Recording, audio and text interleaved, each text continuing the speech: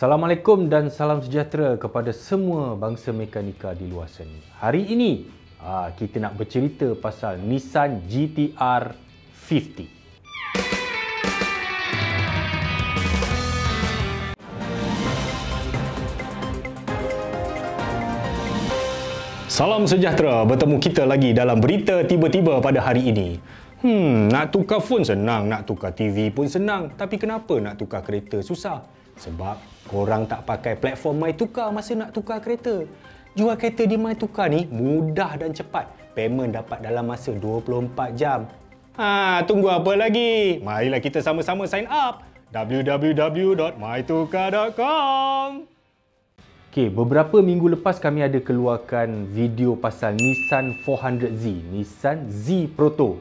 Okey, pada komen video tu ramai yang tanya sebab di hujung video saya ada cakap sama ada GT-R 35 tu akan digantikan ataupun 400Z yang akan keluar nanti. Ada dua pilihan lah bagi Nissan sebab dua-dua pun kereta mahal kan nak dibuat. Jadi ada yang tanya, habis GT-R 50 tu bukan pengganti 35 ke? Bukan tuan-tuan. Ramai yang dah confused. Jadi hari ni kami nak ceritakan tentang GT-R 50. Apa sebenarnya Nissan GT-R 50 ni?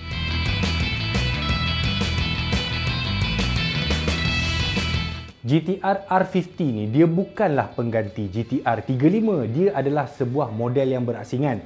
Okey, model ni dihasilkan oleh Italdesign. Dia bekerjasama dengan Nissan. Okey, siapa Italdesign ni? Cikgu Sulaiman, siapa Italdesign ni?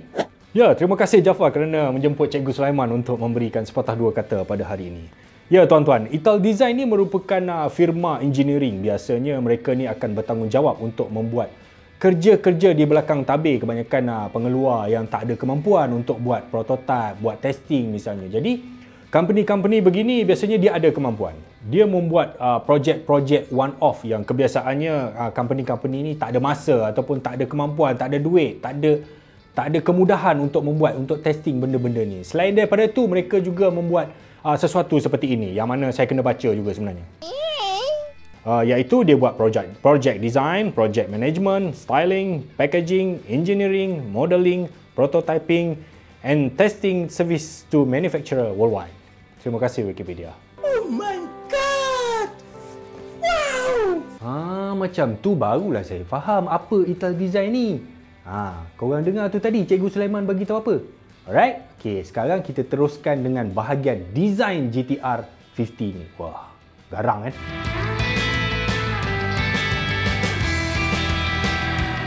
Okey, walaupun kereta ni berkonsepkan boleh dikatakan macam Hello Car lah kan, tapi dia dibuat tu quite menyeluruh lah. Sebenarnya kereta Nissan GT-R tahun 2018 yang digunakan dalam projek ni dah di strip down semua. Maksudnya mungkin 80% kereta tu dah berubah dari segi reka bentuk. Kalau tengok daripada tepi macam sama, macam tukar depan belakang. Tidak sebenarnya. Okey, kalau kita tengok dekat bahagian depan, keseluruhan muka depan tu memang dia dah ubah. Tak ada langsung barang-barang standard yang tinggal kan. Yang pertama, yang paling jelas kelihatan tu, lampu depan LED yang makin kurus, makin nipis. Even dia punya bumper depan tu, kalau kita boleh nampak, dia punya air duct yang nak tolak angin pergi tayar, pergi brake tu pun dah duduk melurus. Compare dengan GT-R standard 2018. Muka depan tu yang untuk prototype ni digunakan color grey lawan dengan gold yang memang menampakkan kereta tu sangat eksklusif. Kalau daripada tepi, tengok bumbung dia ni 54mm lebih rendah. Macam mana? Dia potong bumbung original. Ya, potong bumbung original dan dia buat pakai tangan. Semua kereta ni adalah hand build. 50 biji saja hand build. Okey. Bila dia dah potong bumbung tu lebih rendah, lekuk dekat bahagian cermin belakang tu dia lebih rendah. Maknanya lebih pendek kereta ni. Kemudian dekat bahagian belakang tu yang ikonik tentang GT-R ni ialah biasalah lampu 2 biji lah, lampu GT-R besar kecil tu. Cumanya Italdesign ni dia design semula lampu tu menjadi lebih kecil dari segi ukuran, tetapi LED tu dia buat built-in dekat sebelah dalam. Jadi dia punya ilusi dia tu nampak macam lampu tu terapung, nampak macam floating design sikit.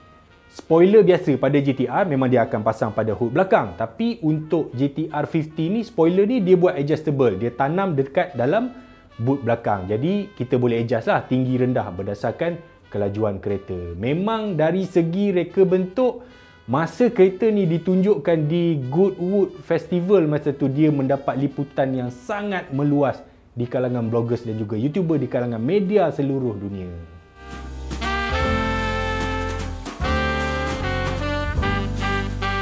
Okey, kalau rupa dah ganas, bentuk dah sukan, kenalah enjin yang laju, enjin yang lebih power daripada GTR standard. Kalau tidak, malulah dekat Ford MLM. Apa yang dibuat? Jadi, enjin VR38 di ETT ni telah di-upgrade. Semua bahagian daripada crankshaft, main bearing, piston, conrod, semualah. Dia dah design semula supaya menghasilkan lebih kuasa. Dia punya timing, dia dah increase. Dia punya, apa lagi tu, gearbox pun dia upgrade, differential, dia punya drive shaft. Semua telah di-upgrade untuk memastikan sesuailah dengan bentuk dia yang garang dan sesuai dengan harga yang akan dibayar oleh pembeli-pembeli dia nanti. Harga tu nanti kita cerita kemudian. Jadi keseluruhan enjin ni tadi dia menghasilkan 720 horsepower, 780 Newton meter torque. Berbaloi sangat. Lupa nak bagi tahu. Dia punya intake system dengan exhaust system pun dah didesign semula. Basically enjin ni dah tak samalah dengan enjin 38 biasa yang kita tengok GTR dekat luar tu kan. Lain lah.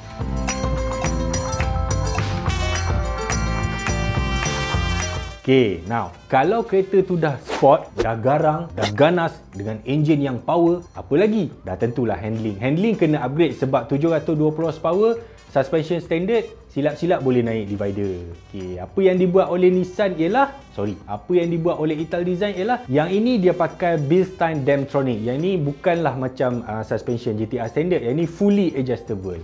Untuk brake, dia pakai brake 6 port dengan 4 port. Memang still pakai Brembo, cuma dia punya disc tu dah pakai carbon ceramic.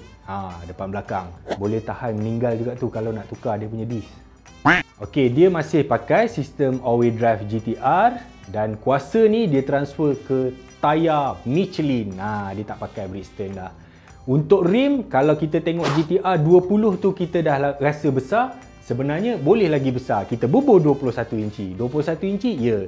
Inilah kelebihan Italy. Italy ni dia boleh fikir satu design yang sangat luar biasa. Kalau kita tengok design rim GTR tu batang macam tu. Tapi bila dapat dekat Ital Design, tengok dia masukkan rim. Rim dia sangat Italian, sangat European lah kalau kita tengok, dengan tajam-tajam, sangat berbentuk macam Lamborghini, macam Alfa Romeo macam tu kan. Memang bagi saya, kalau ada jual rim ni pun, saya ingat saya pun nak beli masuk dekat Alza.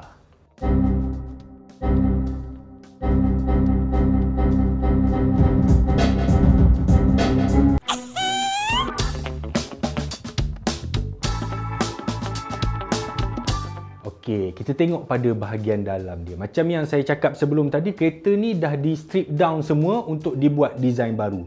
Termasuklah bahagian dalam dia. Bahagian dalam ni dah dibuat design semua. Totally, dashboard dia tak sama dengan dashboard original GTR. Dia buka semula, dia design semua. Termasuk meter dah sekarang dah pakai digital.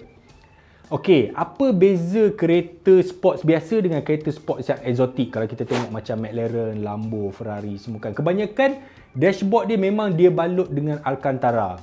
Begitu juga dengan GTR 50 ni. Dia balut dengan Alcantara. Even dia punya seat tu belakang dia dengan carbon fiber. Depan dia balut kulit. Dia susun balik semua konsol tengah. Bahagian bawah tu semua memang.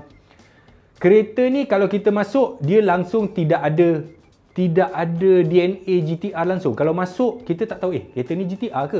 Kita tak akan tahu. Sebab bentuk dia sangat-sangat lain. Sangat-sangat berubah 100%. Okey, jadi itulah secara keseluruhan GTR R50 oleh Ital Design. Jadi kereta ni berapa harga dia? Tak mahal tuan-tuan.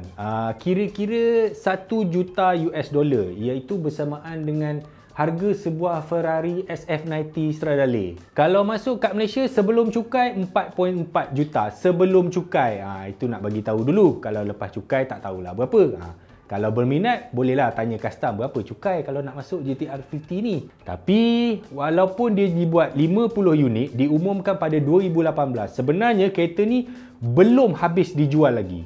Sebabnya ia sepatutnya selepas Goodwood Festival tu, dia sepatutnya di-display di pameran Geneva Motor Show. Geneva Motor Show ni salah satu pameran automotif dunia yang sangat penting untuk kita tunjuk pada orang model sebenar supaya orang boleh tempah dekat situ. Sayangnya, disebabkan COVID-19, Geneva Motor Show tak jadi dibuat pada Februari lepas.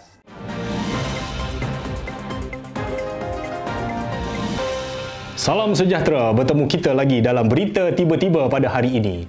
Nak tukar phone senang, nak tukar TV pun senang. Tapi kenapa nak tukar kereta susah?